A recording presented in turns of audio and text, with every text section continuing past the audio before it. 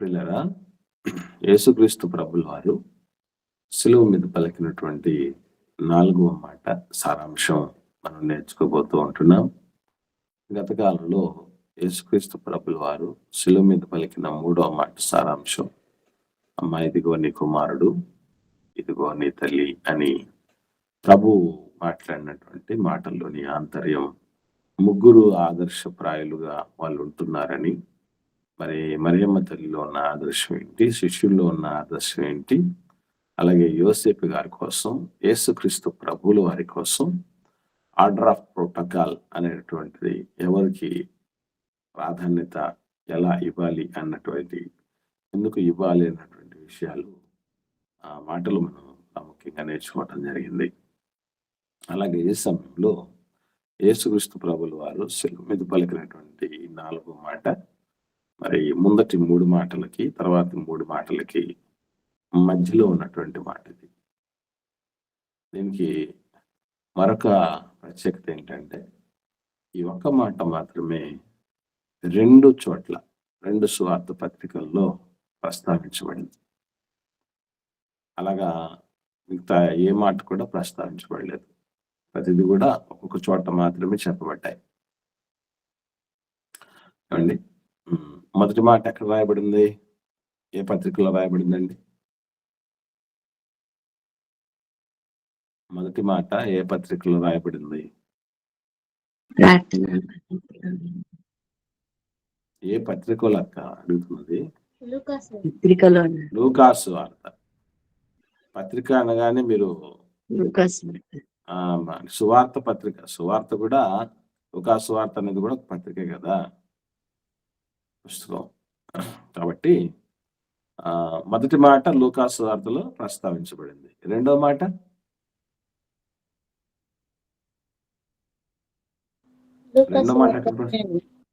అది కూడా లూకాసు వార్తలోనే ప్రస్తావించబడింది. మూడో మాట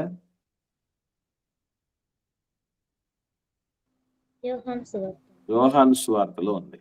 అంటే ఏ మాటలు ఎక్కడున్నాయి అనేవి కూడా మనకు స్పృహలో ఉండాలి. ఒక్కొక్క 4 స్వార్థ పత్రికల్లో నుంచి ఏ స్వార్థ పత్రికల నుంచి ఎన్ని మాటలు చెప్పబడ్డాయి అనేటటువంటి ఆ యొక్క స్పష్టత కూడా మనకు ఉండాలి పిల్లలు. ఓకే, మరొకండి. ఇక్కడ ఈ 4వ మాట, ఏలి ఏలి లామా సబక్తాని, నా దేవా నా దేవా నా చెయ్యి ఎందుకు విడిచావు అనేటటువంటి ఈ మాట మనకి యేసు ప్రభుల వారు పలికినటువంటి ఈ మాట 2 పత్రికల్లో కనబడతాయి. ఇది ఒక్క మాట మాత్రమే అలా కనబడేది. మిగతా ఏవి కూడా ఒకే పత్రికలో కనబడతాయి. ఒకసారి చూద్దాం. మత్తయి సువార్తలో 27వ అధ్యాయం 46వ వచనం. మత్తయి సువార్త 27వ అధ్యాయము 46వ వచనంలో రాయబడిన మాట చదవండి ఒకరు.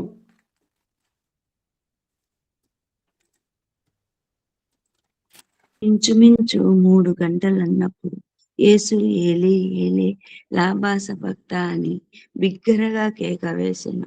ఆ మాటకు నా దేవా నా దేవా నన్నెందుకు చేయి విడిచితివని అర్థము. ఇదే మాట మార్కు సువార్తలో కూడా రాయబడింది. ఒకసారి చూద్దాం. 15వ అధ్యాయము 33-34 వచనాలు. మార్కు సువార్త 15వ అధ్యాయము 33-34 వచనాలు.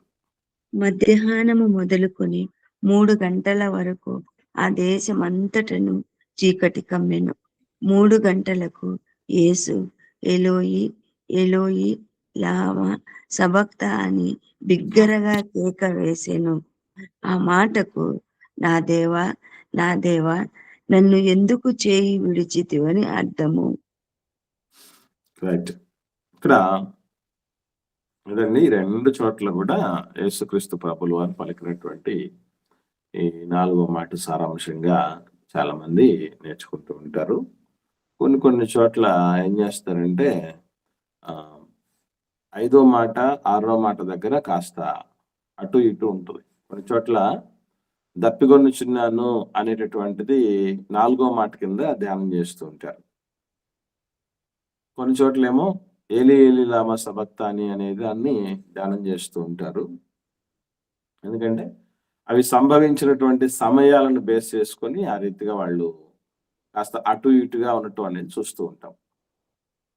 ఈ 3 గంటలప్పులు గనక లాస్ట్ టైంలో కాబట్టి మరి ఈ విధంగా చివర్లో జరిగుండొచ్చు. కాబట్టి దానికంటే ముందు గదా దప్పిగొనుచున్నాననే మాట చెప్పేది. కాబట్టి ముందు 4గో మాట కింద దప్పిగొనుచున్నాను ధ్యానం చేసి, తర్వాత ఏలి ఏలి లామా సబక్తాని అనేది చేద్దాం అని కొంతమంది ఆలోచన చేస్తూ ఉంటారు. ఏది ఏమైనా 3 మాట 4 మాటగా అయినా, 4 మాట 3 మాట అయినా, లేదా 5 మాట 4 మాట మారిన పెద్ద సమస్య ఏం గాదు గానీ, సమస్య ఎక్కడంటే అందరి ఈ శ్రేష్టమైనటువంటి లోతులు ఏవైతే ఉన్నాయో, అందులో పరమార్థం ఏదైతే ఉందో దాన్ని గ్రహించకపోతేనే నష్టం మనకి. అది గుర్తుపెట్టుకోవాల్సింది. మొత్తానికి 7 మాటలైతే వచ్చేస్తాయి గదా! 4, 5 అయినా, 5, 4 అయినా కూడా 7 మాటలైతే వచ్చేస్తాయి గనక, ప్రాముఖ్యంగా అందరి దేవుడు మనతో నేర్పదలసినటువంటి విషయాలు మనకు దిద్దుబాటుగా ఏవైతే అందించాలనుకుంటున్నాడో అది మనకు అందాలి. ఓకే అండి. కాబట్టి ఇప్పుడు మనం మార్కు సువార్తలో, మత్తయి సువార్తలో చెప్పబడినటువంటి ఈ మాట 2 సువార్త పత్రికల్లో ప్రస్తావించబడిన ఒకే ఒక మాట, శిలువ మీద పలికిన 7 మాటలు ఇదొకటే. యేసుప్రభుల వారు ఈ మాట అనే సమయం దీన్ని ఎన్ని రకాలుగా అంటే ఎవరెవరు ఏ రీతిగా మరి ఇంతవరకు విన్నారు. ఒకసారి విన్నవాళ్ళు, చెప్పిన వాళ్ళు ఏం విన్నారు, ఏం చెప్పారు అనేది ఒకసారి మీరు పంచుకోవాలని ప్రేమతో నేను మనవి చేస్తున్నాను. ఇంతవరకు మీరు ఈ మాటకు సంబంధించి ఎన్నో రకాలుగా ఎందరో సేవకుల ద్వారా, దైవజనుల ద్వారా మీరు విని ఉంటారు.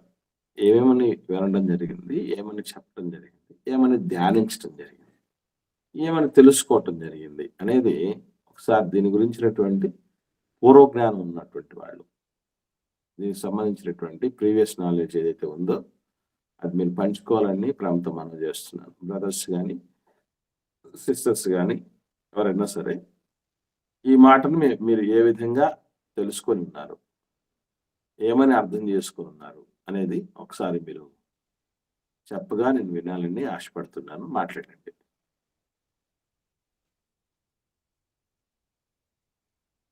త్వరగా మాట్లాడండి, లేట్ చేయకుండా.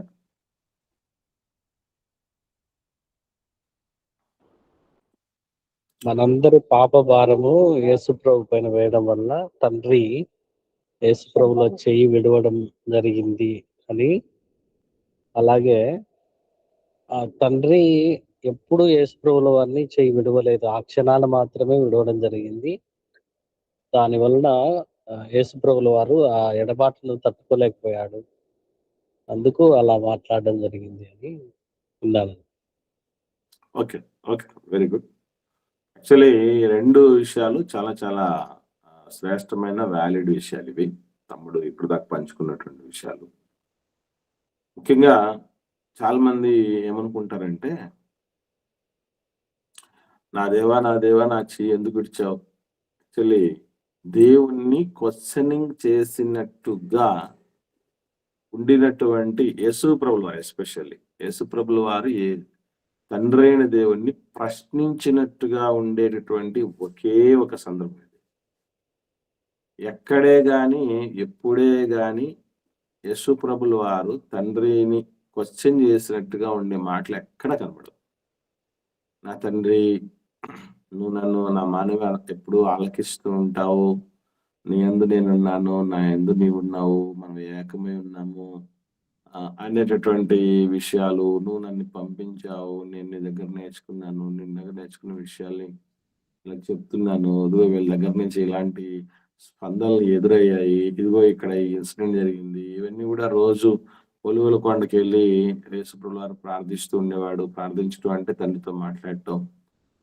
ఈ తండ్రితో మాట్లాడేటటువంటి ఇది 2వ విషయం. మొదటి మాట కూడా తండ్రితో మాట్లాడింది, ఈ 4గో మాట కూడా తండ్రితో మాట్లాడింది. నా తండ్రి నా చెయ్యి ఎందుకు వదిలిపెట్టావు? అక్కడ ఎక్కడే గాని క్వశ్చన్ చేస్తున్నట్టు అనిపించలేదు ఎక్కడే గాని యేసుప్రభుల వారి తండ్రిని. ప్రతిసారి ఆయన అనుకున్నటువంటి ఆలోచనలకు ఆయన ఎప్పుడు కూడా విధేయత చూపుతూ ఉన్నటువంటి వాడిగా, ఎదురు చెప్పినట్టు గాని, ప్రశ్నించినట్టు గాని ఉండినట్టు ఎక్కడా కనబడదు మనకి. అయితే ఇక్కడ ప్రత్యేకంగా నా దేవా, నా దేవా నా చెయ్యి ఎందుకు వదిలేసావు?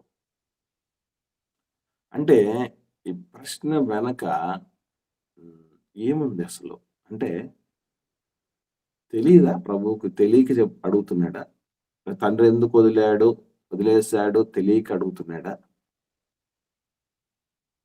అనేటటువంటి ఆలోచన కూడా రావచ్చు. ఎందుకంటే ఎందుకు వదిలేసాడో తెలియదు కాబట్టి కదా అడిగేది. తెలియకపోతేనే కదా క్వశ్చన్ చేసేది అని అనుకుంటారు. ఇప్పుడు ఎప్పుడైనా మీరు గమనించండి, పిల్లలు ఇంట్లో నిద్రపోతున్నప్పుడు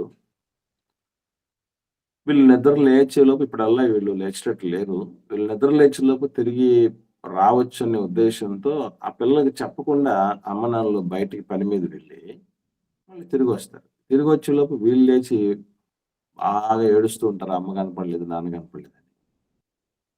అప్పుడు ఒక మాట అంటారు పిల్లలు. అప్పుడు ఒక మాట అంటారు అమ్మ నాన్నలతో. ఏమనొచ్చండి? ఏమంటారు చెప్పండి?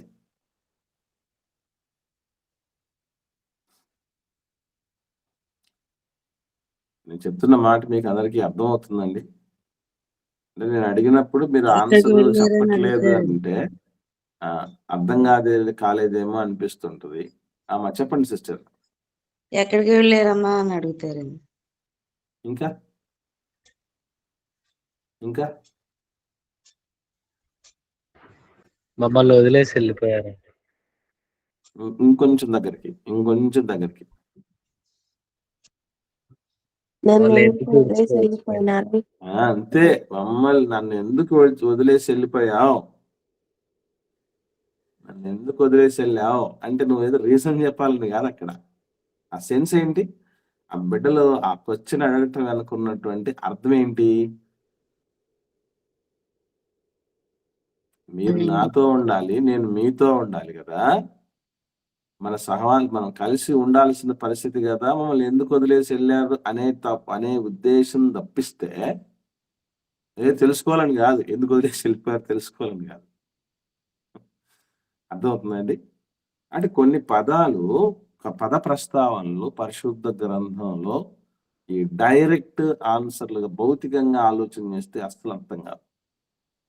దట్టు యేసుప్రభుల వారు ఎప్పుడు మాట్లాడినా కూడా నేను ఏదైతే చెప్తున్నానో ఆ మాటలు ఆత్మీయ జీవమునై ఉన్నవి అంటాడు. కాబట్టి పరలోక సంబంధమైనటువంటి విషయాలు ఆయన ఎక్కువ మాట్లాడుతూ ఉండడం జరుగుతుంది. కాబట్టి నన్నెందుకు వదిలిపెట్టావు అని అంటే తండ్రిని మీద ఏదో అపనింద వేసేటటువంటి స్థితి కాదు. అపవాదే అపనిందలేసేవాడు. యేసుప్రభుల వారు కాదు.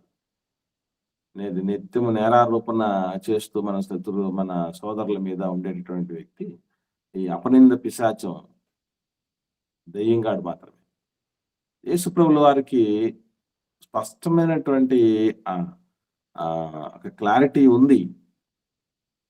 ఎందుకు తండ్రి ఆయనతో ఉండగలడు, ఎప్పుడు వదిలేయగలడు అన్నటువంటి విషయం ఆయనకు చాలా స్పష్టంగా తెలుసు. అయినా ఎందుకు అలాగా అని ఆలోచన చేయగలిగితే ఒకే ఒక కారణం. అదే తండ్రితో యేసుక్రీస్తు ప్రభుల వారికి బిగినింగ్ నుంచి అసలు వాళ్ళ బిగినింగ్ ఎప్పుడు అనేది కూడా బైబిల్ ఎక్కడ చెప్పలేదు. మళ్ళీ చెప్తున్నా. తండ్రి అయిన దేవుని ప్రారంభం గాని, యేసుక్రీస్తు ప్రభుల వారి ప్రారంభం గాని, పరిశుద్ధాత్మ దేవుని ప్రారంభం గాని, ఈ ముగ్గురు యొక్క ప్రారంభం ఎప్పుడు జరిగింది, ఎక్కడ జరిగింది, ఎలా జరిగింది అనేది ఎవరికి తెలియదు. అది బైబిల్లో ఎక్కడ స్పష్టంగా చెప్పబడలేదు. పోనీ మీరు ఎవరన్నా చూసారా? వీరి ప్రారంభం ఎక్కడ జరిగింది, ఎప్పుడు జరిగింది, ఎలా జరిగింది అనేటటువంటిది ఎక్కడైనా మీరు పరిశుద్ధ గ్రంథంలో చూసారా? యేసుప్రభుల వారి కోసం గాని, పరిశుద్ధాత్మని కోసం గాని, తండ్రి అయిన దేవుని కోసం గాని ఎక్కడైనా మీరు ఆధారాలు చూసినట్టుగా ఉందా? చూస్తే ఏమన్నా చెప్పండి మీరు. నీవు నా బ్రదర్ కుమారుడివి, నేను నిన్ను కనియున్నాను అని ఉంది కదన్నా. దాన్ని బట్టి యేసు ప్రభుల వారిని పరలోకంలో దేవుడు కన్నాడు అని కొందరు చెప్తున్నారు. ఓకే, ఇప్పుడు అంతే అంటే మనకు ఇప్పుడు నేడు నేను నిన్ను కని ఉన్నానంటే ఎక్కడ కన్నాడు? పని ఎక్కడనుంది? పరలోకంలో కన్నాడు అన్నటువంటి విషయం ఆధారం ఎక్కడుంది? కీర్తనలలో ఉంది బ్రదర్. ఎక్కడ చూపించండి సిస్టర్ ఒకసారి. కీర్తన రెండో అధ్యాయంలో ఉంటుంది. ఆ మాట చెప్తున్నారు మీరు, తమ్ముడు మాట్లాడిన మాట చెప్తున్నారు సిస్టర్. నీవు నా కుమారుడు, నేను నిన్ను కని ఉన్నాననే మాట. అదే ఎక్కడ కన్నాడు, ఎలా కన్నాడు ఉందా ఎక్కడ బైబిల్? ఎలా కన్నాడు అన్నట్లేదు, కన్నాడని ఉన్నది కదా. అదే సిస్టర్ నేను చెప్పేది. ఇకపోతే నేడు అని అనగానే అది నేడు అంటే ఎప్పుడని? ఇప్పుడే నేడు అంటే ఈ రోజనా? నేడు ఈ రోజు అంటే ఈ రోజుకి ముందు లేడనా? ఈ రోజు అన్నాడు. ఈ రోజు నేడు అంటే ముందు లేడనా? అంటే ఇవన్నీ కూడా ఎట్లాంటివి ఉంటాయంటే ఇక స్పష్టత చెప్పమ్మా. అంటే సృష్టి ఆరంభం ముందు నేను ప్రధాన శిల్పిగా యెహోవా నన్ను కలుగజేసాను అని ఉంది సార్. దాని మీద చాలా చాలా కాంట్రవర్సీస్ ఉన్నాయి తల్లి.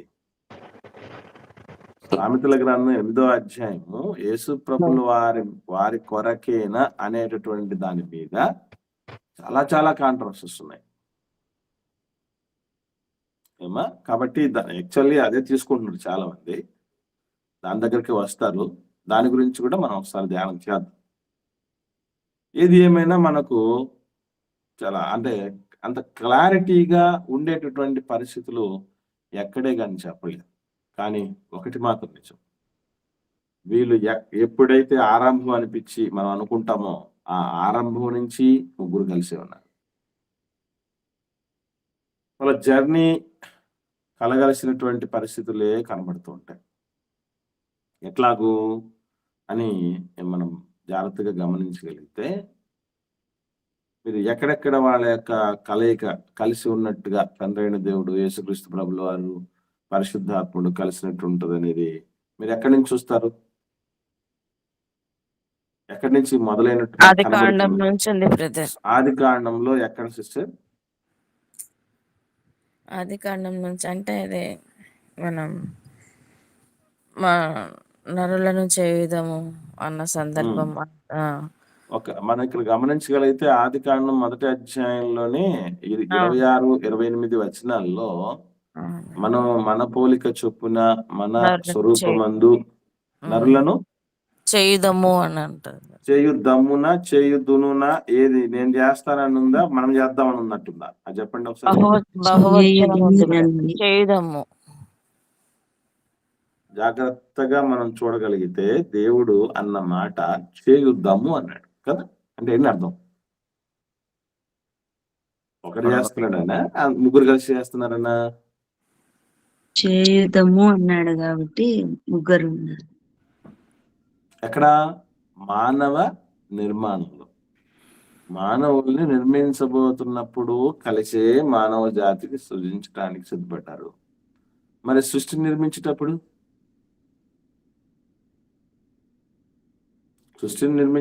తండ్రి అయిన దేవుడితో పాటు ప్రభు యేసు ప్రభుల వారు కూడా ఉన్నారా? ఎలా చెప్పగలం చెప్పండి?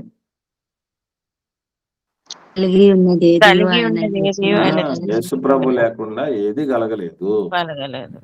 Very good. తర్వాత దేవుడి సంకల్పం అంటూ ఒకటి ఉంది. సర్వమానవాళి మీద ఒక సంకల్పం అనేది ఉంది. ఆ సంకల్పమే ఈరోజు మనల్ని అందరినీ కాపాడుతున్నది, నడిపిస్తున్నది, అవకాశాలు అందలాలు అనుగ్రహిస్తున్నది. ఆ సంకల్పంలో కూడా ఉన్నారా అని అంటే, సంకల్పంలో కూడా యేసు ప్రభుల వారు, అసలు యేసు ప్రభుల వారికి వేరుగా దేవుడి సంకల్పమే లేదు. అది ఎప్పుడు కలిసి సంకల్పించబడింది అని అంటే, ఒకసారి పేతురు గారు మాట్లాడుతూ మొదటి అధ్యాయంలో చెప్పిన మాట చూద్దాం. పేతురు గారు రాసిన మొదటి పత్రిక మొదటి అధ్యాయము 18, 19, 20, 21 వచనాలు. ఈ 4 వచనాల్లో చెప్పబడిన మాటలు మనం చూద్దాం. నేను చదువుతున్నాను చూడండి. నేను చదువుతానక్క, ఎక్కువ ఉన్నాయి కదా. పితృపారంపర్యమైన మీ వ్యర్థ ప్రవర్తనను విడిచిపెట్టినట్లుగా వెండి బంగారముల వంటి క్షయ వస్తువుల చేత మీరు విమోచింపబడలేదు గాని మూల్యమైన రక్తము చేత, అనగా నిర్దోషములు నిష్కళంకమునగు గొర్రెపిల్ల వంటి క్రీస్తు రక్తము చేత విమోచింపబడితరని మీరు ఎరుగుదురు కదా. ఆయన జగత్తు పునాది వేయబడక మునిపే నియమింపబడెను. ఆయన నియామకం జగత్తు పునాది వేయబడక మునిపే జరిగింది. ఇప్పుడు ఇక్కడ మీరు గుర్తుపెట్టుకోవాల్సినటువంటి విషయం, ఇందులో యేసుప్రభు ప్రమేయం ఏమన్నా ఉందా, లేకపోతే తండ్రి పూర్తిగా అలా చెప్పేయటం వల్ల ఈయన ఒక వచ్చి ప్రాణం ఇవ్వటం జరిగిందా? నా ప్రశ్న అర్థమైందండి. ఇక్కడ తండ్రి నియమించేశాడు యేసుప్రభుల వారిని, ఆయా నియామకానికి అనుగుణంగా యేసుప్రభు వచ్చేసారు, ఇందులో ప్రభు ప్రమేయం ఏం లేదు అన్నట్టుగా ఉంది కదా. ఇందులో ఐక్యత ఎక్కడుంది? అని చెప్పాడు, ఏం చేశాడు, ఒక విధేయత మాత్రం కనపడుతుంది. ఇందులో యేసు ప్రభు యొక్క విల్లింగుతో సంబంధం లేదంటారా? ఇష్టంతో సంబంధం లేదా? ఆయన కూడా ఇష్టపడి వచ్చాడా, లేకపోతే తండ్రికి మాత్రమే ఇష్టమైందా? ఎందుకంటే బైబిల్లో కొన్ని మాటలు ఎట్లా ఉంటాయంటే, ఆయనను నలుగొట్టుటకు యెహోవాకు ఇష్టం ఆయన. ఎవరికి ఇష్టం అంట? తండ్రికి, యెహోవాకి. అంటే యేసుప్రభుకి లేదా? తండ్రి ఇష్ట ప్రకారం తండ్రి చిత్తాన్ని నెరవేర్చడానికి వచ్చింది. ఇప్పుడు నేను మాట్లాడుతున్నా, మీరు చెప్పండి. దేవుడి ఇష్టం, దేవుడి చిత్తం మీకు నాకు తెలుసా తెలీదండి?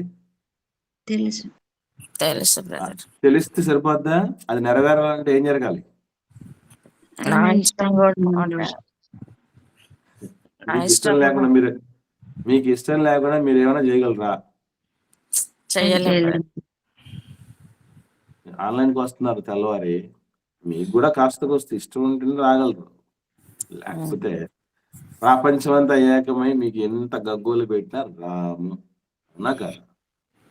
అవును చెప్పండి, ఆలోచన చేయండి. అవును. ఇప్పుడు తండ్రి చెప్పాడు కాబట్టి ప్రభు వచ్చాడు, తండ్రి చెప్పాడు కాబట్టి ప్రభు వచ్చాడు అనేటటువంటి కాన్సెప్ట్ లోనే మనం ఆగిపోతే, అరే మానవ మాతలుగా ఉండేవాళ్ళం మనమే మనకంటూ మన ఇష్టం ఏకీభవించకపోతే చేయనప్పుడు, తండ్రి చెప్పాడు యేసుప్రభు వచ్చాడు, తండ్రి చెప్పాడు యేసుప్రభు వచ్చాడంటే ఇంతకు ఈయనకు కూడా ఈ బిల్డింగ్ ఉన్నట్టా లేనట్టా? ఉన్నది తండ్రి చెప్పగలం. అది యేసుప్రభు కూడా ఇష్టపడ్డాడు దీనికోసం అని. దేవుడు సంకల్పించినటువంటి ఆ బలియాగ సంకల్పం ఏదైతే ఉందో భూమి మీదకి వచ్చి ఆయన నెరవేర్చాల్సిన ఘట్టం అదే కదా, ప్రాణం పెట్టే ఘట్టం అది. ఇందులో కూడా దేవుడు యేసుప్రభు ఇష్టం ఉందని మనం ఎలా చెప్పగలము?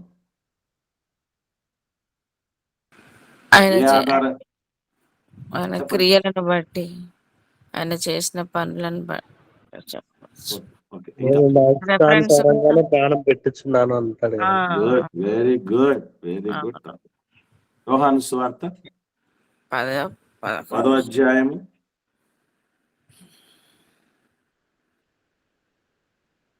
17, 18 వచనాలు చూడండి. యోహాను సువార్త 10వ అధ్యాయం 17, 18 వచనాలు. ఈ మాటలు మీకు ఎందుకు చెప్తున్నానంటే, వినండి ఒక మాట. యేసు ప్రభుల వారికి ఇష్టం లేనటువంటి పనిని ఆయన తల మీద రుద్దేశాడు దేవుడు.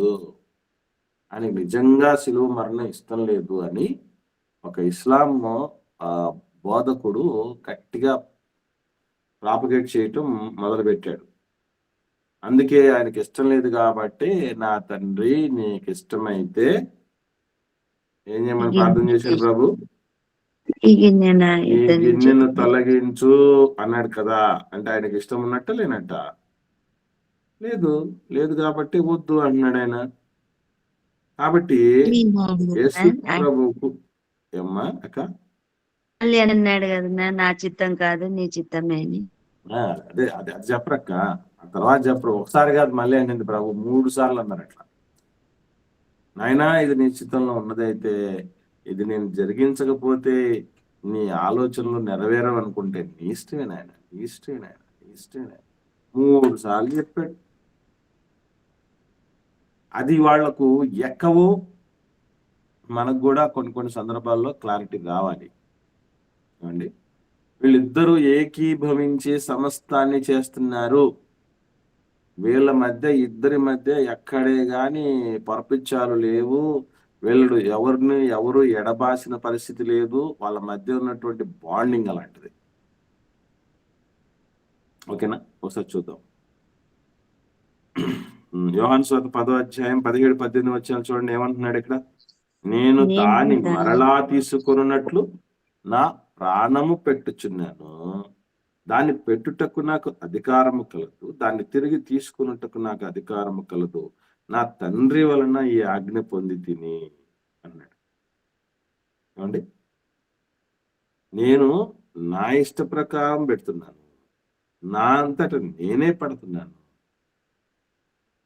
ఇప్పుడు చెప్పండి, యేసుప్రభు విల్లింగ్ కూడా ఉందా లేదా? ఉంది బ్రదర్. ఆయనది లేకపోతేనండి ఇంత త్యాగం ఎట్లా చేయగలనండి? అంత ఇష్టపూర్వకంగా చెప్పండి.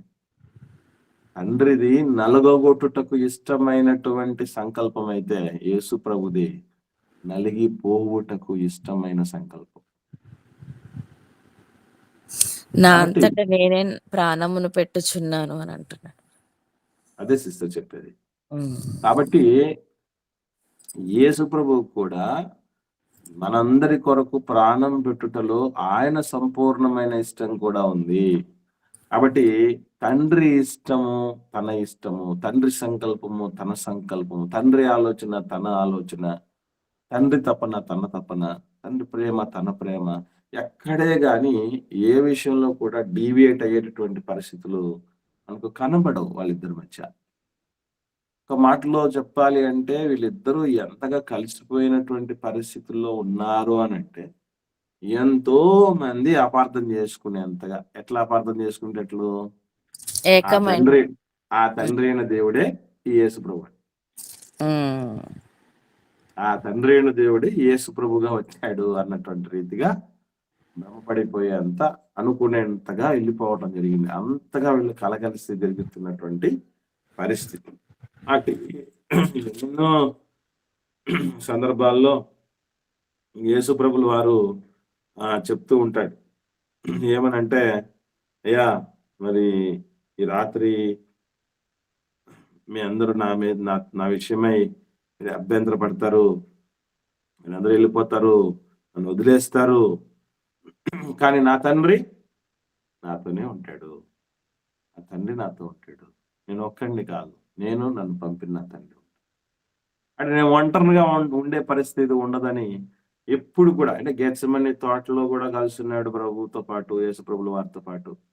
అన్ని సందర్భాల్లో తండ్రి, ప్రభు, యేసు ప్రభుల వారు కలిసి జర్నీ చేసినటువంటి పరిస్థితి. అని ఒక్క సమయం వచ్చినప్పుడు వదిలేయటం జరిగింది.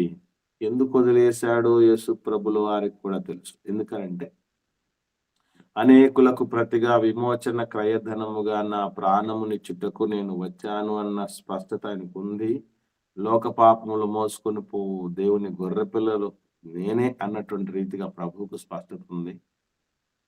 కాబట్టి అది తెలియక అడిగిన ప్రశ్న కాదు, నింద వేస్తూ అడిగిన ప్రశ్న కాదు, నాకు అన్యాయం చేసావే అని అడుగుతున్న ప్రశ్న కాదు. అది ఆ ఎడబాటును తట్టుకోలేక, ఎందుకు వదిలేశాడు దేవుడు? ఈ విషయం కూడా మనం తెలియాలి. ఒక మనిషిని దేవుడు వదిలేయటానికి ఏ కారణాలను బట్టి వదిలేస్తారు? ఒకసారి చెప్పండి, మీకు తెలిసినటువంటి కారణాలు చెప్పండి. ఒక మనిషిని దేవుడు ఏ కారణాలను బట్టి వదిలేస్తాడు, చెయ్యి వదిలేస్తాడు? చెప్పండి సిస్టర్. మన పాపం చేసేదాన్ని బట్టి ఎందుకంటే మనకు సంసోను విషయంలో చూడొచ్చు. యెహోవా తనను ఎడబాసిన ఆ సందర్భం కూడా తీసుకోవచ్చు. ఓకే, ఇంకా పరీక్షించడానికి పరీక్షించే సమయంలో దేవుడు వదిలేస్తాడు. Very good. ఇంకా విశ్వాసంలో ఏ మాత్రము నిలకడగా ఉంటారో లేదో. అదేనక్క, అదే పరీక్ష అంటే. పరీక్షించడంలో నేను వచ్చేస్తున్నాక. ఇంకా బేసికలీ ఈ రెండు శక్తి సామర్థ్యాల గురించి కూడా తెలుసుకోవటానికి దేవుని శక్తి సామర్థ్యాలు ఎంత గొప్పవో వాళ్ళు కనుక్కోవడానికి కూడా దేవుడు పరీక్షిస్తాడు. ఓకే, ఇదంతా ఒకటే దాని కింద వస్తుందక్క. ఈ రెండు ముఖ్యమైన కారణాలే. దేవుడు మనిషిని వదిలేయటానికి, ఎడబాయడానికి రెండు ప్రధానమైనటువంటి కారణాలు ఉంటాయి. మొట్టమొదటిది సోదరులు రారాజు గారు మనతో పంచుకున్నట్లు, న్యాయాధిపతుల గ్రంథంలో సంసోను గారు ఆయన ఒక బాహుబలుడుగా, ఒక పరాక్రమశాలిగా, బలాఢ్యుడిగా మనకు తెలుసు కదా. యాక్చువల్లీ న్యాయాధిపతుల గ్రంథం అనగానే కొన్ని పేర్లు మాత్రమే మనకు గుర్తొస్తాయి. చాలా మంది న్యాయాధిపతులు ఉన్నారు, కానీ వాళ్ళు ఎస్పెషల్లీ మనకు బాగా ఫెమిలియర్ గా వినబడే పేర్లు ఒక 3 ఉంటాయి న్యాయాధిపతుల గ్రంథంలో. ఏంటా పేర్లు చెప్పండి? యెఫ్తా గారు, సంసోను గారు, ఇంకా గిద్యోను గారు. ఈ ముగ్గురు పేర్లే మేజర్ గా వినబడతాయి. ఈ ముగ్గురులో కూడా ఒకరి పేరు మాత్రమే ఎక్కువ వినపడుతుంది. అదే సంసోను గారి గురించి. ఎందుకంటే 4 అధ్యాయాలు సంసోను గారి కోసం ఉంది. 13 అధ్యాయం, 14, 15, 16 ఈ 4 అధ్యాయాలు కేవలం సంసోను గారి కోసమే చెప్పబడినటువంటి విషయం ఉంది. ఆయన ఏం చేస్తాడు మనకు అందరికీ తెలుసు. నాజీరు చేయబడినటువంటి వ్యక్తిగా ఉండటం అనేది తెలుసు. ఇందులో మరి దెలీలా అనేటటువంటి తన ప్రియురాలు సంసోను గారిని మరి ఆమె మభ్యపెట్టడంలో, సీక్రెట్ కనుక్కోవటంలో చాలా చక్కగా సఫలీకృతులు కావటం జరిగింది. ఇది ప్రపంచ చరిత్రలో ఎవరి ద్వారా, ఎవరిని ఎర్రబేయటం ద్వారా జరగని పనులైనా స్త్రీలను ఎర్రగా వేస్తే ఇట్టి జరిగిపోతాయి. ప్రపంచ చరిత్ర చెప్తున్నటువంటి నగ్న సత్యం ఇది. ఎంతో మంది మనం చూస్తూ ఉంటాం. ఒక ట్రాప్ ఉంది ప్రపంచంలో, పవర్ఫుల్ ట్రాప్ ఏంటో తెలుసండి? హనీ ట్రాప్ అంటారు. హనీ ట్రాప్ పేరేంటి? దాని పేరేంటంటే హనీ. హనీ అంటే ఏంటి? తేనె. తేనె లెక్క ఉంటది చూడ్డానికి, కానీ లోపల కత్తి ఉంటుంది. తేనె పోసిన కత్తి అని విన్నారు కదా. ఇప్పుడు కత్తిగా ఉంటే దాన్ని ఎవడు నాకు తోడొచ్చి తేనె వేయాలి ముందు. అట్లాగే హనీ ట్రాప్ అనేది ప్రపంచంలో పవర్ఫుల్ ట్రాప్. ఏమండి, మహా గొప్ప వాళ్ళు యుద్ధాలు ఏం చేయాల్సిన పని లేదు. రాజతంత్రాలు వాడాల్సిన పని లేదు, శస్త్రాలు వాడాల్సిన పని లేదు, యుద్ధ భూమికి సిద్ధపరచుకోవాల్సిన పని లేదు, సైనికులు సిద్ధపరచుకోవాల్సిన పని లేదు. ఇచ్చే అయిపోవటానికి సంబంధించి ఒక స్త్రీని ఎరగా వేయటం అనేటటువంటిది చరిత్రలో అనాదిగా జరుగుతున్నది. ఏమండి, ఇక్కడ కూడా ఇదే నిరూపితమైంది. చిత్రం ఏంటంటే, మాటలతో రోజు బాధిస్తూ ఉంటే చచ్చిపోవాలనుకున్నాడు, కానీ సీక్రెట్ చెప్తే ఏమవుద్దో తెలియదు ఏంటానికి. అన్ని తెలుసు, అయినా ఆ మాయాలంట. ఏమండి, రైట్ చెప్పేశాడు. చెప్పేసిన తర్వాత ఏం జరిగింది అని అంటే, న్యాయాధిపతుల గ్రంథం 16వ అధ్యాయము 20వ వచనంలో ఏం జరుగుతుంది చూడండి. ఆమె, సంసోను, ఫిలిస్తీయులు నీ మీద పడుచున్నారు అనగా అతడు నిద్ర మేలుకొని ఎప్పటి ఎట్లు నేను బయలుదేరి విడజిమ్ము కొందుననుకొనెను. అయితే యెహోవా తనను ఎడబాసెనని అతనికి తెలియలేదు. చిత్రం. మనందరి విషయంలో కూడా దేవుడు వదిలిపెట్టిన విషయం కూడా మనలో చాలా మందికి తెలియదు. సంసోను అంతటోడికే తెలియదు. మీరెంత నేనెంత. మళ్ళీ చెప్తున్నాను.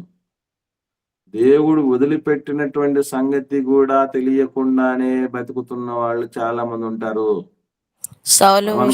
సౌలు సందర్భంలో కూడా జరిగింది బ్రదర్. అవును, చూశారు. Very good. ఇక్కడ మనం పాట అయితే పాడుతూ ఉంటాం. ఏమని? నీవు నాతోనే ఉన్నావయ్యా, నాకు భయమేలనా యేసయ్యా. నాతో ఉన్నావు. ఒకటి కాదు, ఇక్కడ చాలా చాలా ఉంటాయి కదా.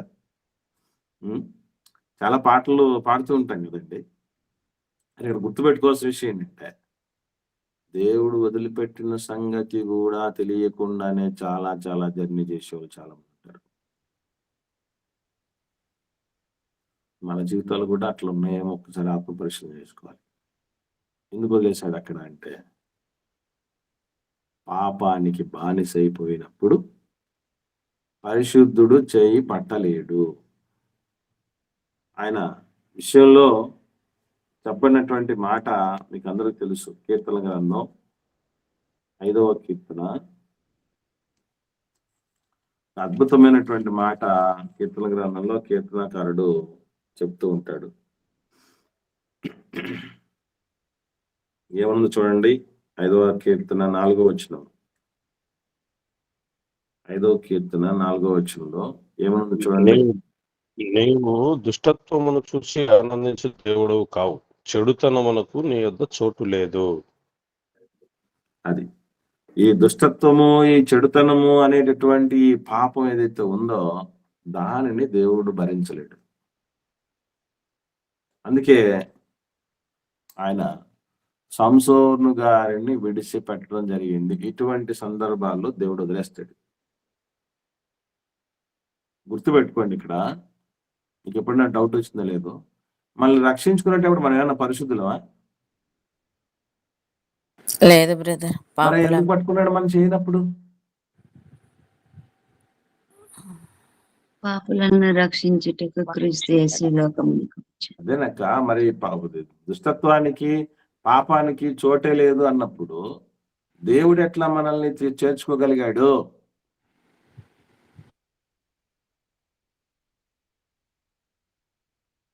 దానికి కారణం ఒకటేనండి, మనల్ని పరిశుద్ధ పరచి పట్టాడు చెయ్యి. క్రీస్తు రక్తము ద్వారా మనల్ని పరిశుద్ధపరిచి గొర్రెపిల్ల రక్తంలో వారి వస్త్రాలు దిక్కొని తెలుపు చేసుకున్నారు వాళ్ళు అని. అంటే మనల్ని ఎప్పుడైతే మన పాపాలన్నీ తీసేయబడిన పరిస్థితుల్లో ఉన్నాయో అప్పుడే మరలా బాండింగ్ తయారైంది దేవుడితో సంబంధం. వాటి పరిశుద్ధపరచబడిన తర్వాతే దేవుడు చేయబట్టాడు. అంటే పరిశుద్ధపరచబడిన వాడిని దేవుడు ఏం చేయమన్నాడంటే, మళ్ళీ బురదలోకి వెళ్ళొద్దు. బురదలో నుంచి వచ్చావు, నేను కడిగి సిద్ధపరిచాను, మళ్ళీ అక్కడికి వెళ్ళొద్దు. నువ్వు వాంతికి తిరిగినటువంటి పరిస్థితుల్లో ఉండినావు, మళ్ళీ ఆ పని చేయొద్దని. ఎప్పుడైతే మరలా అటువంటి దానిలోకి వెళ్ళిపోతామో దేవుడు వదిలేసే సందర్భాలు ఉంటాయి మన జీవితంలో కూడా. అసలు మనల్ని ఇప్పుడు దేవుడు చేయబట్టుకుని నడిపిస్తున్నాడా, వదిలేసాడా అనేటువంటి విషయం, ఆయన వదిలేసినా కూడా ఆయన మనం చేయబట్టుకున్న భ్రమలో బతుకుతున్నామా అనేటువంటి విషయం కూడా మనం ఆత్మపరిశీలన చేసుకోవాలి.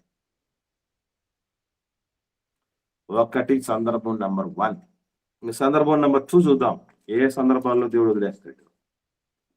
ఇది లూకాసు వార్త చూద్దామండి, 22వ అధ్యాయం. వైద్యుడైన లూకా రాసిన సువార్త 22వ అధ్యాయము 31వ వచనం. 31వ వచనం. సీమోను, ఇదిగో సాతాను మిమ్మును పట్టి గోధుమల వలె జల్లించుటకు మిమ్మును కోరుకొనెను. ఇక్కడ గమనించండి. ఇప్పుడు సాతాను మిమ్మును పట్టి అని అంటే, దయ్యం పట్టుకోవాలి అంటే ఎవరు ఎదులితే జరుగుతుంది? దేవుడు చేయి వదిలితే సాతాను దేవుడు చేయగలిగితేనే సాతాను చేయబట్టుకోగలడు. అవునా? అంటే ఇక్కడ కూడా దేవుడు చెయ్యి వదిలే సందర్భాలు ఉన్నాయి. ఇంతకీ సీమోను గారు ఏం చేయటాన్ని బట్టి వదిలేశాడు? పాపం చేయడాన్ని బట్ట. తర్వాత ఇక్కడే కాదు, సీమోను అని మాట్లాడుతున్నాడు కానీ ఒకరిని ఉద్దేశించి మాట్లాడుతున్నా, అపోస్తలులందరి కోసం మాట్లాడుతున్న మాట ఇది కదా. ఎలా చెప్పగలము? మిమ్మల్ని కోరుకున్నాడు అన్నాడా? దయ్యం నిన్ను కోరుకున్నాడు అన్నాడా? యేసుప్రభువు ఏమన్నాడండి? మిమ్మల్ని కోరుకున్నాడు అంటే ఎవరు? శిష్యులను. శిష్యులు. ఒక్కరితో మాట్లాడుతున్నాడు, నాయకుడితో మాట్లాడుతున్నాడు, అందరి గురించి మాట్లాడుతున్నాడు. అయితే ఇప్పుడు కోరుకున్నప్పుడు ఏం జరుగుతుందట? నీ నమ్మిక తప్పిపోకుండాన్నట్లు నేను నీ కొరకు వేడుకుంటుని, నీ మనసు తిరిగిన తర్వాత నీ సహోదరులను స్థిరపరచుమని చెప్పాను. అంటే దయ్యం జల్లించటానికి దేవుడు వదిలేస్తే, చెయ్యి వదిలేస్తే నెక్స్ట్ ఏం జరుగుతుందట? ఏం జరగడానికి అవకాశం ఉంటుంది? మనసు తప్పిపోయడానికి అవకాశం. అదే కదా అనేది అన్నమాట. నీ నమ్మిక తప్పిపోకుండాన్నట్లు. వాడు జల్లించటానికి పూనుకుంటే దేవుడి మీద ఉన్న నమ్మకం అంతా పోతుంది, అపనమ్మకం ఏర్పడుతుంది, దేవుడి తప్పుపట్టం అనేటటువంటి స్థితికి వెళ్ళిపోతారు. ఇది కేస్ నెంబర్ 2. అంటే పరీక్ష, ఎస్పెషల్ ప్యూర్లీ ఎగ్జామినేషన్. ఇది ఒక టెస్ట్. ఇది ఈ పరీక్ష కొరకు ఏమాత్రం నీ నమ్మిక నిలబడేటువంటి పరిస్థితిలో ఉంటుందా, లేదంటే కదిలిపోయే పరిస్థితిలో ఉంటా అని చెప్పడానికి కొన్ని పరీక్షల్లో ఇస్తూ భాగంగానే మనల్ని దేవుడు వదిలేస్తాడు. చెయ్యి దయ్యం చేతుల్లో పెడతాడు మనల్ని. ఏమండి, మీకు విషయం తెలుసు తెలీదు, దయ్యం చేతుల్లో పడ్డాం బ్రదర్ మేము కూడా. మీకు ఎవరికైనా అలాంటి ఎక్స్పీరియన్స్ అనిపించిందా? విన్నారా లేదా? దయ్యం పట్టేసి, దయ్యం బాగా గట్టిగా పట్టింది బ్రదర్ మమ్మల్ని, వాడి శోధనలు ఎక్కువైపోతున్నాయి, ఇవన్నీ చెప్తూ ఉన్నటువంటి వాళ్ళు కనబడుతూ ఉంటారు. అలాంటి మాటలు మీరు విన్నారా లేదా? అన్నారా లేదా? విన్నాంనా. యోగు గ్రంథం, యోగు గురించి కూడా అదే కదా మొత్తం. అది ఓకే అన్న. మన గురించి మాట్లాడుతూ 100 మంది ఏం చెప్తారంటే విశ్వాసులు, దయ్యం మమ్మల్ని బాగా పట్టి పీడిస్తుంది, దయ్యం గడ తాండవం చేస్తాడు మా మీద, వాడు పట్టాడు బ్రదర్, బాగా శోధనలు ఎక్కువైపోయాయి, సాతాను శోధన. మీకు తెలియాల్సిన సత్యం ఉంటుంది. ఇప్పుడు నేను అడుగుతున్నాను, మిమ్మును పట్టి జల్లించుటకు కోరుకున్నాడు అన్నాడా ప్రభు? ప్రపంచమంతా పట్టి జల్లించాలని కోరుకున్నాడు అన్నాడా? మిమ్మును బట్టి. ఎంతమంది ఉన్నారు వాళ్ళు? 12. 12 మందిని ఎందుకు కోరుకోవాల్సి వచ్చింది? వాళ్ళే కదా నా శిష్యులు కదా లోకానికి వెళ్ళి స్వార్థ ప్రకటించేది. అంటే ఇక్కడ గుర్తుపెట్టుకోవాల్సిన విషయం ఒకటే, అందరినీ పట్టి జల్లించడా దయ్యము? ఇది క్వశ్చన్.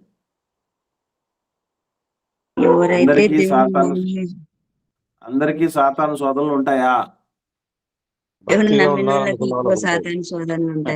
ఎవడైతే నిలదొక్కునేవాడు ఉంటాడో, ఎవడైతే రేపు దేవుడి ప్రతినిధిగా ఉండబోతాడో, ఎవరైతే దేవుడి ఇష్టాన్ని నెరవేరుస్తాడో, ఎవరైతే ఆత్మలు రక్షించగలుగుతారో, ఎవరైతే తండ్రి రాజ్యాన్ని గట్టిగా బలంగా స్థాపించబడతాడు, వాడిని కోరుకుంటాడు. వీడి వల్ల నాకు ప్రమాదం, నన్ను డ్యామేజ్ చేసే పరిస్థితులు, నన్ను నమ్మని పరిస్థితులు, నా సీక్రెట్లన్నీ చెప్పేస్తాడు. దయ్యంగాడి సీక్రెట్లన్నీ ప్రపంచానికి తెలిసిపోతే, దయ్యం యొక్క తంత్రాలని తెలిసిపోతే వాడికి ఎవడు పడేవాడు ఉండడు. కాబట్టి వీడితో నాకు ప్రమాదం కనుక వీడిని కోరుకోలేడు. అంటే ఎవరు పడితే వాళ్ళు మనం చెప్పకూడదు. ఏమని చెప్పకూడదు చెప్పండి? సైతాను నన్ను శోధించేస్తుంది, నన్ను బాధించేస్తుంది, నన్ను ఇబ్బంది పడుతుంది. ఈ మాటలు కూడా చెప్పటానికి కొన్ని క్వాలిఫికేషన్స్ ఉండాలి. అర్థమవుతుందండి? ఎవరి పడితే వాడితో వాడి దగ్గరికి వచ్చి పీడించడానికి వాడేమి గల్లీ గల్లీ రౌడీ లాంటి వాడు కాదు వాడు. వాడి స్థాయి, వాడి స్థావరం ఎక్కడుందట? స్థావరం ఎక్కడుంది? ఢిల్లీలో ఉందా? అమెరికాలో ఉందా? ఎక్కడుందంటే తెలుసా అండి? బైబిల్ ఏం చెప్పడం జరిగింది? ఆకాశ మండలమునందున్న దురాత్మల సమూహం. అంటే ఇప్పుడు వాడు ఇక్కడ భూమి మీద వాడి స్థావరాలు ఏర్పాటు చేసుకోవడానికి సరిపోవట్లా. భూమి మీద సరిపోవట్లే వాడికి, అందుకే పైకి పోయాడు. అర్థమవుతుందండి? అది ఇక్కడ స్పేసియస్ గా ఉంటుంది కదా, స్పేస్ అంటేనే స్పేసియస్ గా ఉండేది కదా, ఆ విశాలత కలిగినటువంటి పరిస్థితి అక్కడ పెట్టాలని పెట్టుకున్నాడు. సాతాను కాపురం ఉన్న స్థలంలో మీరున్నారు అని ఉంటది బ్రదర్ ప్రకటన గ్రంథం. అవునవును సిస్టర్, అది భూమికి సంబంధించిన సిస్టర్. అక్కడ స్థావరాలు ఉన్నాయి, పని ఇక్కడ జరుగుతుంది కనుక ఇక్కడ వాడు తిరుగుతున్నాడు, సంచరిస్తున్నాడు అనే ఉద్దేశం సిస్టర్. అది ఏది ఏమైనా గుర్తుపెట్టుకోవాల్సిన విషయం ఏంటంటే, ఎవరిని పడితే వాళ్ళను సైతాను శోధించడం జరగదు. దెయ్యం పిల్లని దెయ్యం శోధించదు. మళ్ళీ చెప్తున్నా, దెయ్యం పిల్లని దెయ్యం శోధించదు. ఎందుకంటే ఆల్రెడీ తన పిల్లలే కదా, తన పిల్లల్ని ఇంకేం శోధించడం ఉంటుంది? దేవుడి పిల్లల్ని శోధిస్తుంది దెయ్యం. కాబట్టి ఎవరు పడితే వాళ్ళు సింపుల్ గా ఈ మాట దెయ్యం శోధించేస్తున్నాడు, సైతాన్ శోధనలు ఎక్కువైపోయాయి, ఈ మాటలు చెప్పుకోవడానికి వరకే. వాడు మనల్ని పట్టించుకోడు, మనం చూడడం కూడా చూడడం. ఎందుకంటే వీడికి నేను అక్కర్లేదు అనుకుంటాడు, ఆల్రెడీ ట్రాప్ లో ఉన్నాడు, ఇంకెందుకు మళ్ళీ వాడికి ఎక్స్ట్రాగా. అప్పుడప్పుడు చెప్తుంటారు, చచ్చిపోయిన పామును మళ్ళీ చంపాల్సిన పని లేదండి. ఎందుకంటే అయిపోయింది సంగతి మొత్తం. అయిపోయిన వాళ్ళ జోలికి ఏమవుతాడండి?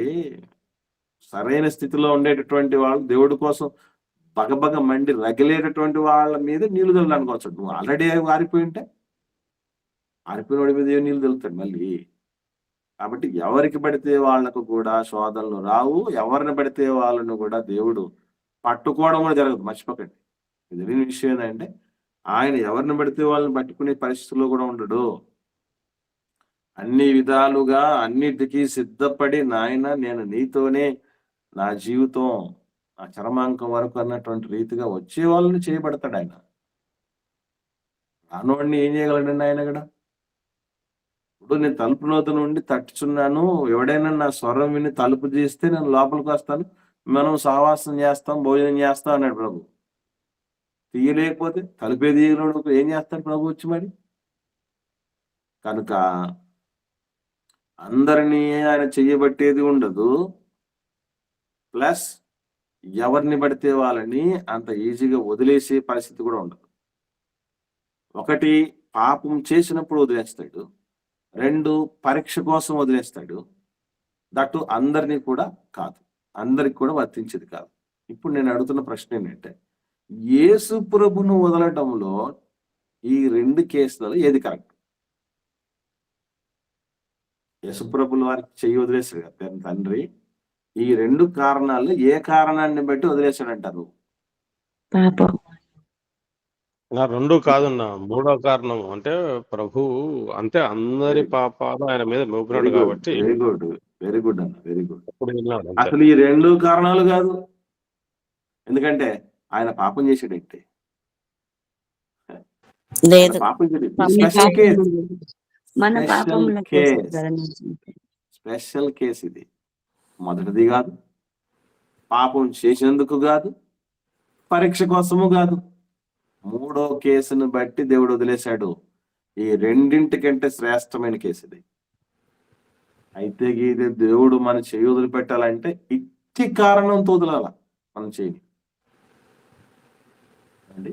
చూడండి ఎట్లా అయింది అంటే, కొరింథీయులకు రాసిన 2వ పత్రిక 5వ అధ్యాయము 21వ వచనం చూడండి. అపోస్తలుడైన పౌలు గారు కొరింథీయులకు రాసిన 2వ పత్రిక 5వ అధ్యాయము 21వ వచనం. ఎందుకనగా మనం ఆయన యందు దేవుని నీతి అగునట్లు పాపమెరుగని ఆయనను మన కోసము పాపముగా చేసెను. క్లారిటీగా వచ్చేసిందా? ఇప్పుడు తన పాపాలు భారము మోసుకొనుచున్న సమస్త జనరాలంటే ఎవరి పాపాలు వాళ్ళు మోసుకుంటున్నారు ప్రపంచంలో ఉన్న వాళ్ళని అందరి అర్థం. మరి యేసు ప్రభువు కూడా భారం మోసాడు. ఎవరి భారం అది? లోక పాపములను మోసుకొని పోవు దేవుని గొర్రెపిల్ల. తన పాపాలు కాదవి మోసిందే, మన పాపాలు మోసాడు. మన పాపాలు మోయటం వలన పాపమెరుగని ఆయన పాపముగా చేయబడ్డాడు. అందుకే మన పాపాలన్నీ మోపబడిన కారణము చేత, ఆయన పాపముగా చేయబడిన కారణం చేత దేవుడు వదిలేశాడు తప్ప ఆయన పాపం చేసినందుకు కాదు, ఆయన పరీక్షించటానికి కాదు.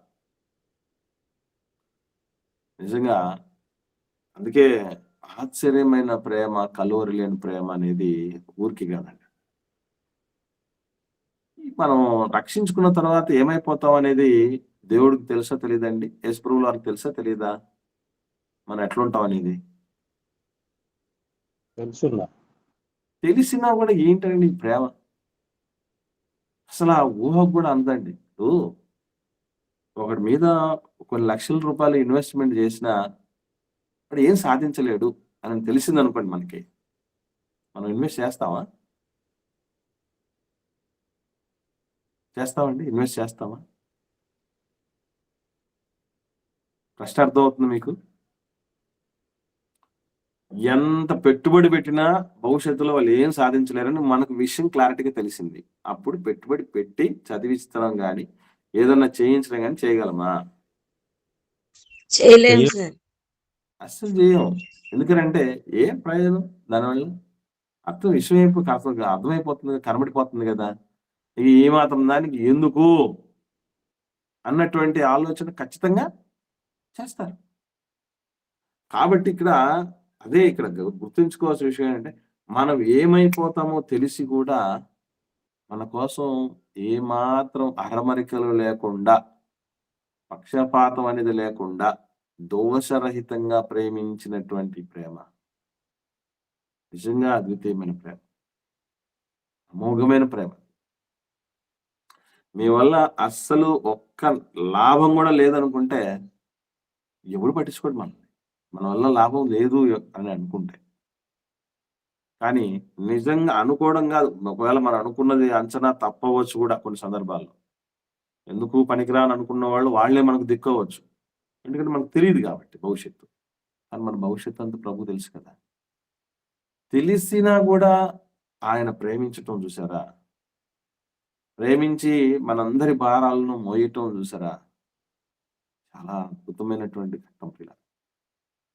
అయితే గీతే దేవుడు మనల్ని వదిలిపెట్టాలంటే ప్రభు ఏం చెప్తున్నాడంటే, నా తండ్రి కొద్ది నిమిషాలు వదిలేస్తేనే నేను వెలవెల్లాడిపోయాను. నువ్వు ఎలా ఉన్నావు? నా తండ్రితో సంబంధం ఎలా కలిగి ఉన్నావు? ప్రభు మనల్ని స్ట్రైట్‌గా అడుగుతున్న ప్రశ్న ఇది. మనం ఎట్టటోళ్ళం చెప్పమంటారా? దేవుడు వదిలేసేంత వరకు ఉంటాం ఏంటి మనం? ఏమండి? దేవుడు వదిలేసేంత వరకు ఉంటామా? మనం ఎలాంటి వాళ్ళని చెప్పంటారు? ఒకసారి చూద్దాం సందర్భం. యోహాను సువార్త 6వ అధ్యాయము 66వ వచనం. యోహాను సువార్త 6వ అధ్యాయము 66వ వచనం. ఏమన్నది చూడండి అక్కడ. చదవండి అక్కడ. అప్పటి నుండి ఆయన శిష్యులలో అనేకులు వెనుక తీసి మరి ఎన్నడూను ఆయనను వెంబడింపలేదు. అంటే వీళ్ళు ఏం చేశారు చెప్పండి? దేవుడి చెయ్యిని వీళ్ళే వదిలేశారు. అంటే చిత్రం ఏంటంటే, దేవుడు విడిచిపెట్టేంత వరకు మనం ఉండే రకాలం అస్సలు కాదు. నువ్వు వదిలేసేంత వరకు మేము ఉండేది ప్రభా, మేమే వదిలేస్తాం. ఎవడో అన్నాడు, నన్ను ఎవ్వడు ఆపాడు ప్రపంచంలో అని. అంటే వాడు ఏమన్నా గర్వంతో చెప్తున్నాడేమో అనుకున్నాను మాట. కాదు, వాడు ఆఖరి ఒక మాట చెప్పాడు. ఏమన్నా తెలుసా? మీరు కూడా వింటే ఆశ్చర్యపోతారు. నన్ను ప్రపంచంలో ఎవ్వడు ఆపలేడు, ఎందుకంటే నేనే ఆగిపోతా కాబట్టి అన్నాడు. దేవుడు వదిలేసేంత వరకు ఉన్నాడు మనిషి. ఏ చిన్నదానికైనా సరే దేవుణ్ణి దోషిగా చేసి ఆయన్ని వదిలేసే రకాలు మనం. ఎప్పుడండి అంత ఉన్నతమైన వ్యక్తిత్వంతో దేవుణ్ణి అత్తుకుని ఉండే పరిస్థితి యేసు ప్రభుల వారి ద్వారా. ప్రభుని ధరించుకున్నవన్నీ మాత్రం చెప్పుకోవటం చెప్పనది వాడైనా చెప్పుకుంటాడు. అలా కాదు. కొన్ని నిమిషాలు కూడా ఎడబాటును భరించలేని పరిస్థితుల్లో ఉన్నాడంటే, ఇంతకాలం కలిసి ఉన్నాను కదా అని బోర్ రాలేదేంటి ఆ బాండింగ్ లో? బోరు కొట్టని బాండింగ్ దేవుడితో మనం కలిగి ఉండాలి.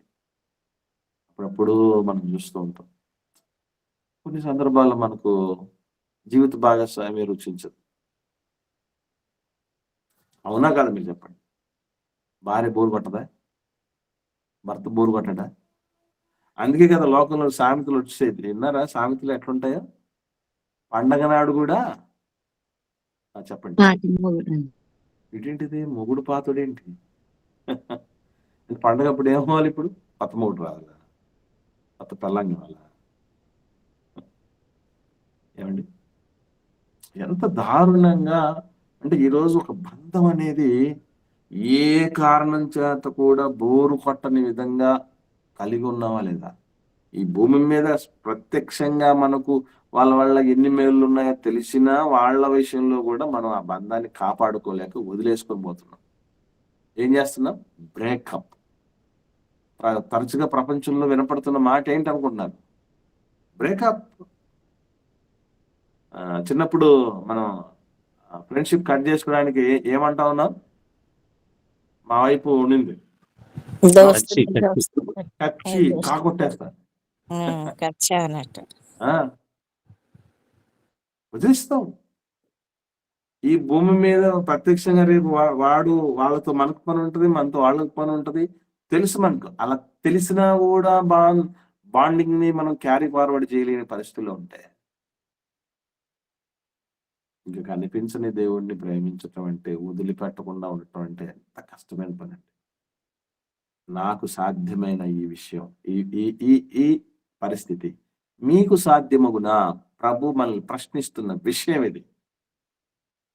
ఆయన మనల్ని అడగకనే అడుగుతున్నటువంటి ప్రశ్న ఇది. మనల్ని దేవుడు వదిలిపెట్టేంత వరకు ఆయన పట్టుకుంటావా? ఒకటి. రెండోది, ఆ వదిలిపెట్టిన కారణం కూడా మన దోషాలను బట్టి, మన పాపాలను బట్టి కాదు, మనల్ని పరీక్షించుట కొరకు, లేదా మన ద్వారా ఎన్నో గొప్ప లోక కళ్యాణానికి సంబంధించిన పనులు. యేసు ప్రభు ఏ విధంగా 5 లోక పాపాలను మోసుకొని పోయాడు, అలా కొందరి పక్షాన్నైనా నువ్వు వాళ్ళు నిలదొక్కుకోవటానికి, నిలబెట్టడానికి వారి దోషాన్ని నీ మీద వేసుకొని ఇలాంటి చరిత్రలు అక్కడక్కడ కనబడుతుంటారు. ఇప్పుడు మనకు తెలుసు నాబాలు అబిగైలు. వాళ్ళిద్దరు భార్యాభర్తలు, మీకు తెలుసు కదండి. నాబాలు పాపం చేస్తే నాబాలు తరపున ఎవరు పోయి క్షమాపణ అడుగుతారు? అబిగైలు భార్య. అబిగైలు భార్య పోయి క్షమాపణ అడుగుతుంది. అంటే తన దోషాలని, తన పాపాలని ఏమని చెప్తా తెలుసా అండి? దావీదు గారితో కూడా మాట్లాడుతూ అదే అంట, ఇది నా దోషం అనుకోండి. ఏ రోజైనా ప్రపంచంలో ఇట్లా ఒకరి దోషాలని నా దోషం అనుకోండి అని మన మీద తీసుకున్నటువంటి పరిస్థితులు ఎంతమంది ఉంటాయి? మనం ఏం చేస్తామంటే లేనిపోండి దోషాలన్నీ ఎదుటి వాళ్ళ మీద వేసేస్తాం తప్ప మన మెంటాలిటీ ఏంటి ఎట్లుంటుంది? మన మామూలుగా సర్వసాధారణమైనటువంటి మనస్తత్వం లాంటిదంటే ఉన్న దోషాలన్నీ కూడా ఎదుటి వాళ్ళ నెత్తి మీద పడేస్తాం తప్ప వాళ్ళ దోషాలని మన మీద వేసుకుంటాం మనం.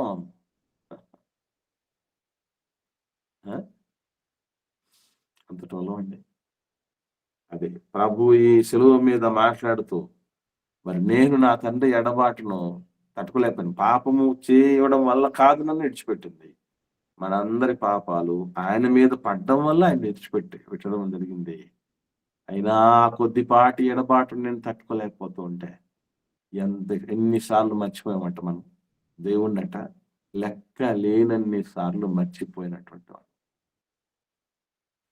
ఇప్పుడున్నా, ఎక్కడున్నా, ఏం చేస్తూ ఉన్నా దేవుడు దేవుడు, తండ్రి తండ్రి తండ్రి, ఆయన ఆలోచనలతో నింపబడిన బ్రతుకులు, జీవితాలు ఎన్నున్నాయండి అసలు.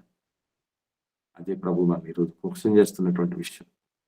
ఎక్కడున్నారు మీరంతా? భక్తి ఎక్కడ? తెల్లవారి మనసు ఆవిరైపోయినట్టు ఉందా మీ భక్తి? అందులోని శక్తిని ఎప్పుడు ఆశ్రయిస్తారు? ఎప్పుడు తండ్రితో ఉన్న ఎడబాటును తట్టుకోలేని పరిస్థితుల్లో ఉంటారు. ప్రభు ప్రశ్నిస్తున్నటువంటి విషయం.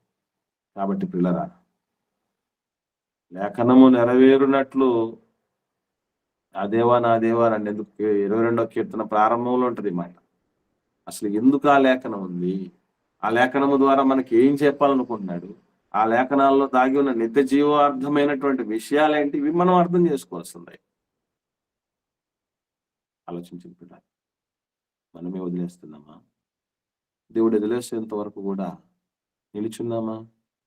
ఒకవేళ దేవుడు వదిలేస్తూ ఉంటే ఆ కారణం పాప కారణం కాకుండా పరీక్ష కొరకే వదిలేసినటువంటి సందర్భాలు మన జీవితాల్లో ఉన్నాయి. ఇవన్నీ మనల్ని మనం ఆత్మవిమర్శ చేసుకోవాల్సింది. ఇదండి యేసుక్రీస్తు ప్రభుల వారు శిలువ మీద పలికిన 4వ మాట సారాంశం. ఎవరికైనా ఏమైనా సందేహాలు ఉంటే అడగండి. లేని పక్షాన అధ్యక్షుల వారు సభ తీసుకోండి.